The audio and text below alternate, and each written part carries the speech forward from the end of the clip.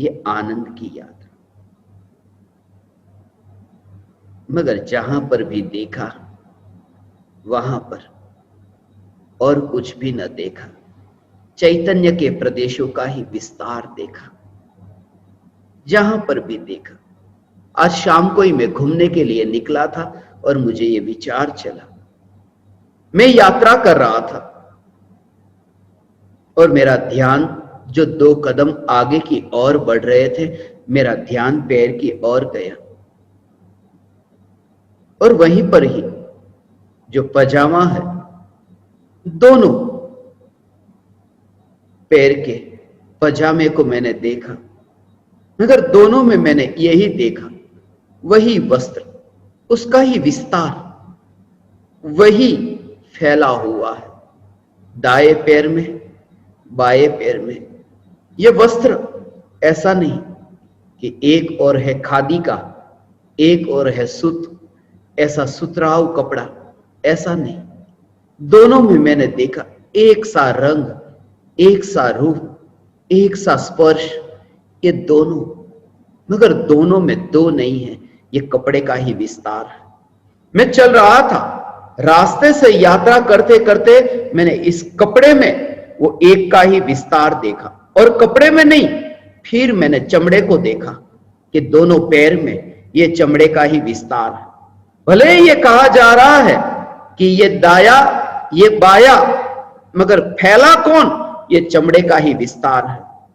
और फिर मैं भीतर गया तो पाया कि दोनों ओर फैला है चैतन्य, क्योंकि दाएं पैर में भी चैतन्य परमात्मा, बाएं पैर में चैतन्य परमात्मा, मगर ये 2 नहीं, एक ही चैतन्य परमात्मा का विस्तार और उस स्वरूप का दर्शन, चैतन्य स्वरूप का दर्शन, जहां खंड नहीं, जहां 2 भेद नहीं, जहां अखंड एक, ऐसा ये चैतन्य का विस्तार। विस्तार किस रूप में है उस पर जोर नहीं, मगर वो स्वरूप पर जोर। दर्जी ने एक ही कपड़े में से ये सब सिलाई करके ये पजामे को सिया, ये कुर्ते को सिया, वस्त्र को वो सीता है, एक ही कपड़े में से, इस एक ही कपड़े का ये सब विस्तार है। ऐसे ही मैंने पैरों में देखा, हाथ को फिर हिलते देखा कि यहां पर भी चैतन्य के विस्तार, चैतन्य के प्रदेशों का विस्तार।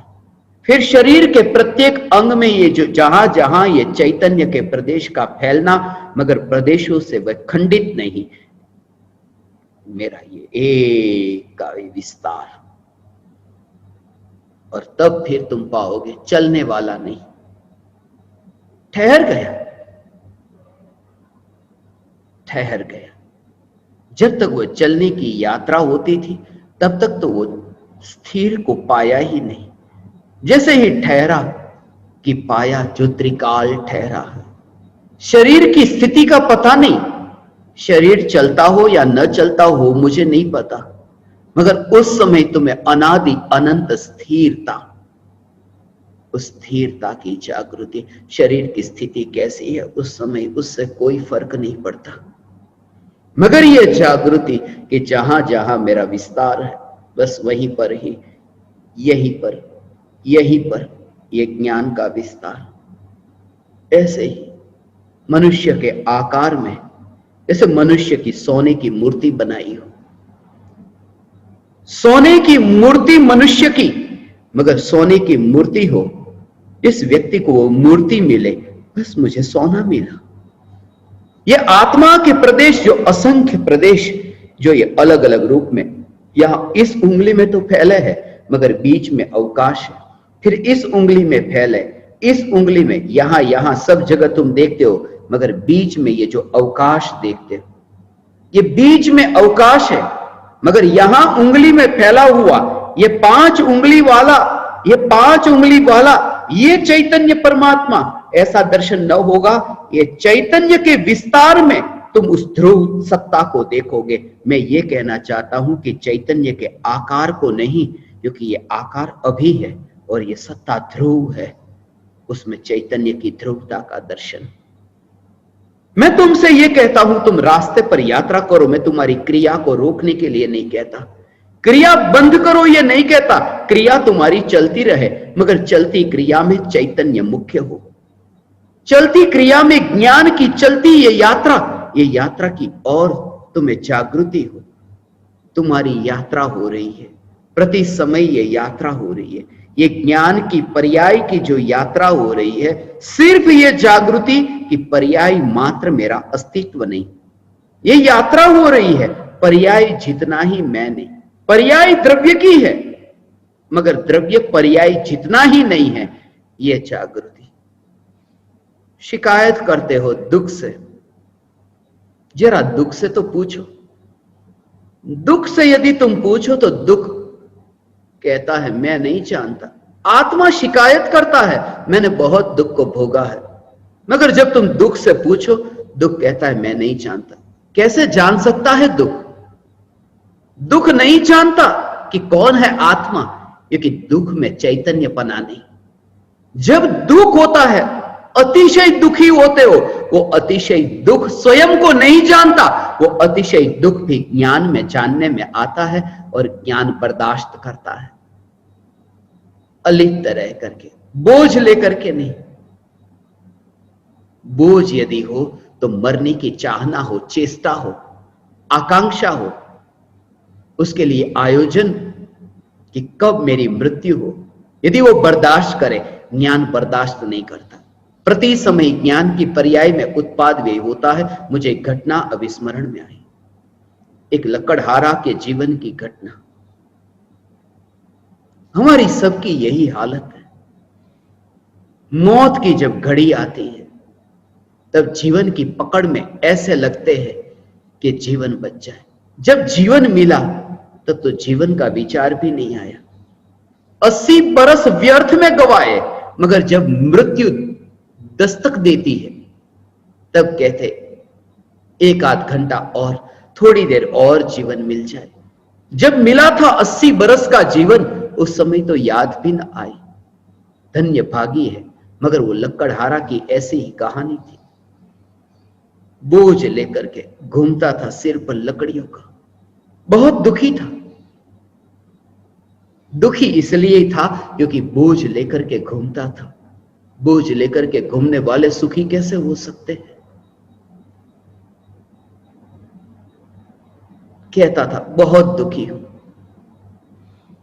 इतना थक चुका हूं, अब तो मौत आए, कब मरूं मैं। अब ये दुख मैं बर्दाश्त नहीं कर सकता।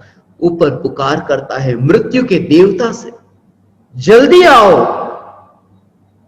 अब मुझे उठा लो, अब मुझे मरना है, अब यह जीवन जीना मैं नहीं चाहता। इतना दुखमय जीवन, हे परमात्मा तूने मुझे इतना दुखमय जीवन दिया। जिंदगी हमेशा दुखमय लगी है तब तक जब तक मौत ना आई, और मौत आती है तब जिंदगी का एहसास होता है, अरे सुखमय जीवन गवाया।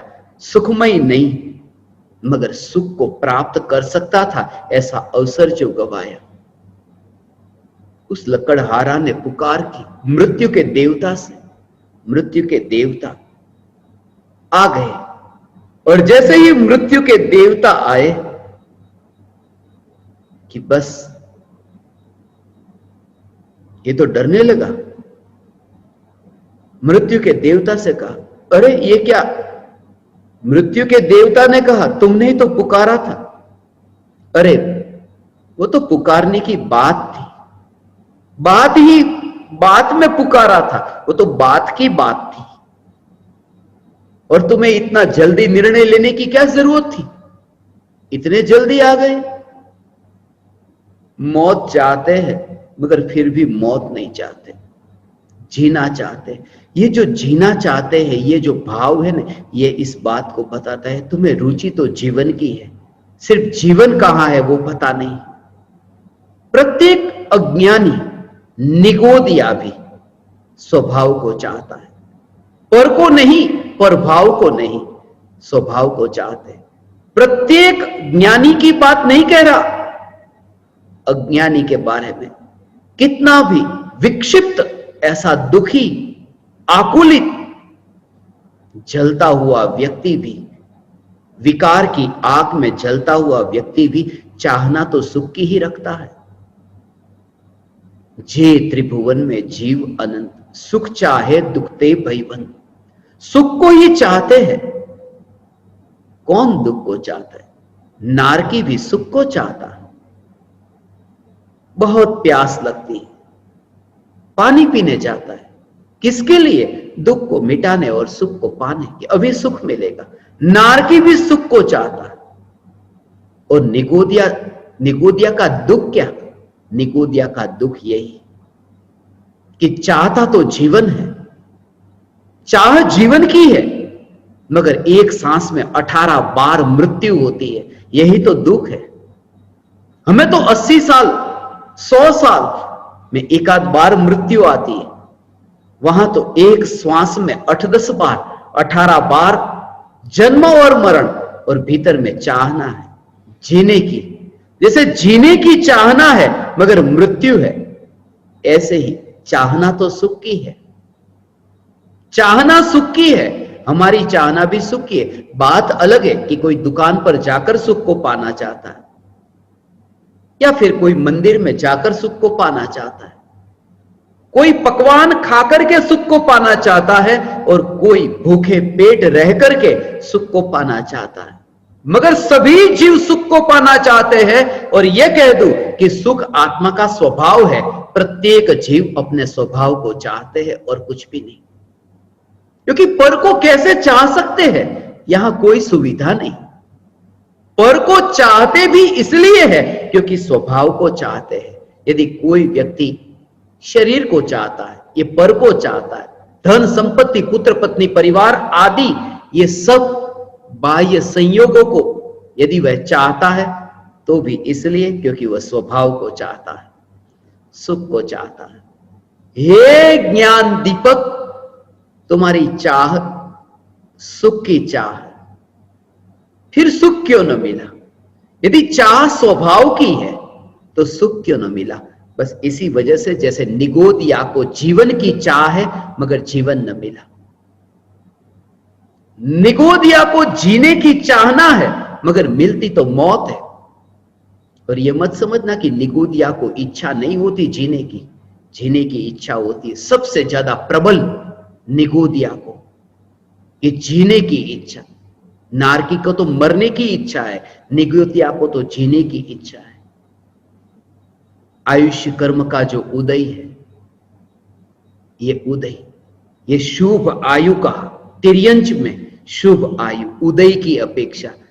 जाना नहीं चाहता था निगोद में जन्म लेना नहीं चाहता। निगोदिया भी निगोद में जन्म लेना नहीं चाहता, मगर जन्म जब निगोदिया का निगोद में होता है फिर वहां मरना नहीं चाहता, मगर मृत्यु होती। यही तो जीने की चाहना है निगोदिया को, मगर मिलती मौत है। ऐसे ही सभी जीव को सुख की चाहना है और पाते दुख है। उसका एक ही कारण, चाहना। चाहना दुख की हो या फिर चाहना सुख की हो, चाहना में दुख है, फिर वो किसकी, ये महत्वपूर्ण नहीं। अज्ञानी सुख को चाहते हैं, ज्ञानी सुख को चाहते नहीं, सुख स्वरूप अनुभव करते हैं। ये दोनों में इतना अंतर है। यह कारण क्योंकि सुख की चाहना हमेशा उसकी होती है जिसको तुमने दूर देखा हो। मेरी ये चाहत है कि वो मुझे मिल जाए, अर्थात तुमने उसे दूर देखा।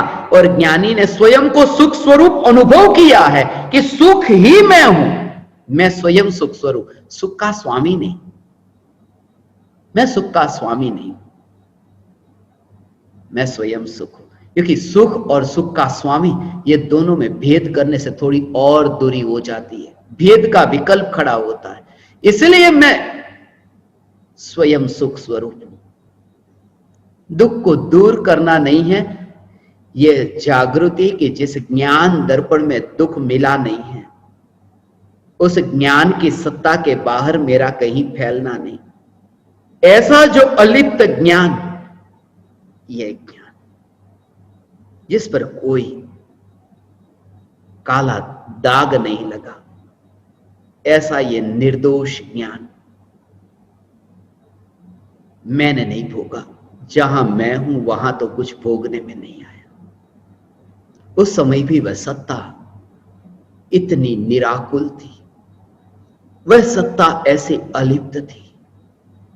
उस समय भी जानने रूप कार्य ही तो हो रहा था। कट रहा था शरीर, शरीर का कटना होता था, मगर उस सत्ता ने विरोध नहीं किया। विरोध करने वाला था वह विकार, वो देह के प्रति मोह का भाव, वो विरोध करता। नारकी के देह को जब काटा जा रहा था, जब मैं नरक में कट रहा था, तब वो नारकी के देह को काटने की क्रिया के काल में वो विरोध हो रहा था। मत काटो, मगर वो मत काटो वह कहने वाला मैं नहीं था। मत काटो ये कहने वाला देह का मोह था। मत काटो ये कहने वाला ये देह का राग था। मगर ज्ञान ने तो कटने की क्रिया को सिर्फ जाना और मत काटो ऐसे मोह और राग को भी ज्ञान में प्रतिबिंबित होते ही जाना है। ऐसा जो ज्ञान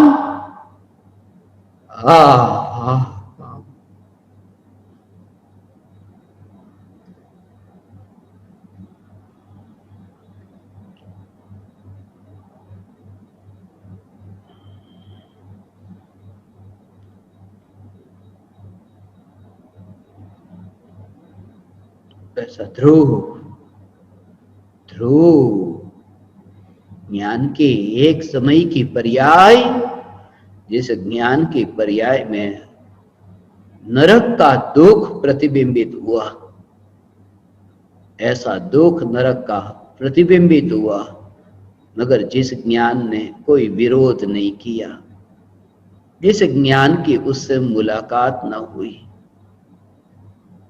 ऐसा ये सिद्ध परमात्मा लोकालोक को जान करके जैसे अलिप्त रहते हैं, ऐसे ही ये ज्ञान अनंत दुख को जानकर भी अलिप्त रहता। अनंत दुख को जानकर अलिप्त रहता। यही तो कारण है पुरुषार्थ के लिए अब यहां संभावना है। यही तो कारण है कि काला धब्बा उस पर न लगा।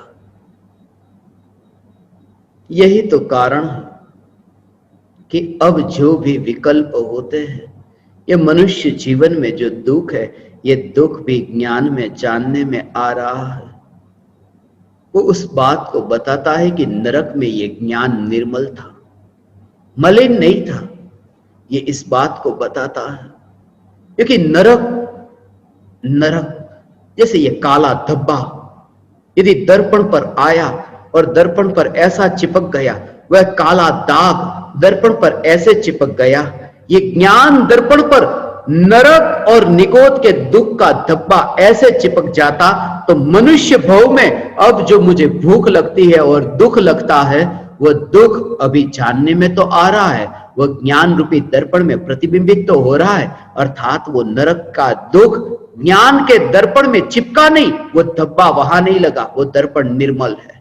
और मैं कह दूं कि निकोद और नरक का दुख भी जिसमें छू नहीं सकता और जिसमें मिल नहीं सकता, वे काले धब्बे भी जिसमें न आ सके, तो ये मनुष्य जीवन का दुख उसमें कैसे जा सकता है। अभी जो भूख और प्यास का दुख मुझे लग रहा है, उस समय भी ये जागृति कि ज्ञान अलिप्त है, ये ज्ञान अलिप्त है।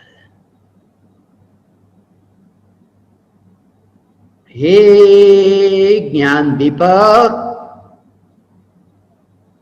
तुम स्वयं सुख हो, स्वयं सुख हो। ऐसा ऐसा ऐसा लगे हो। एक वस्तु में ऐसा, उसको कैसे, उसको कैसे, ऐसा विचार तो चले, चैतन्य चैतन्य चैतन्य, सुख सुख सुख सुख सुख।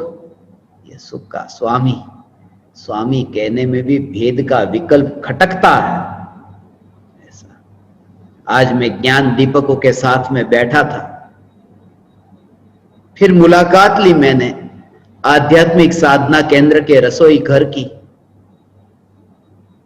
मुनिराज के लिए जैसा आहार बनता है, ऐसा ही आहार आध्यात्मिक साधना केंद्र में बनेगा, ऐसी ही शुद्धता के साथ। और मैं ज्ञान दीपकों को समझा रहा था, कुएं का पानी कैसा होगा, कुएं के पानी में से पानी निकालने की विधि क्या होगी, पानी को उबालने की विधि क्या होगी, उबालने से पहले उसे छानने की विधि क्या होगी, उबालने के बाद की विधि क्या, उसमें लौंग आदि डालना है, उसकी मर्यादा बढ़ाना, उसकी विधि क्या होगी। और ये अनेक प्रकार की चर्चा में उनसे कह रहा था। उस पर एक विशेष रूप से एक शिविर होने वाली है, विशेष शिविर कि मुनिराज के लिए भोजन कैसे पकता है, और मुनिराज का भोजन ही हमारा भोजन है।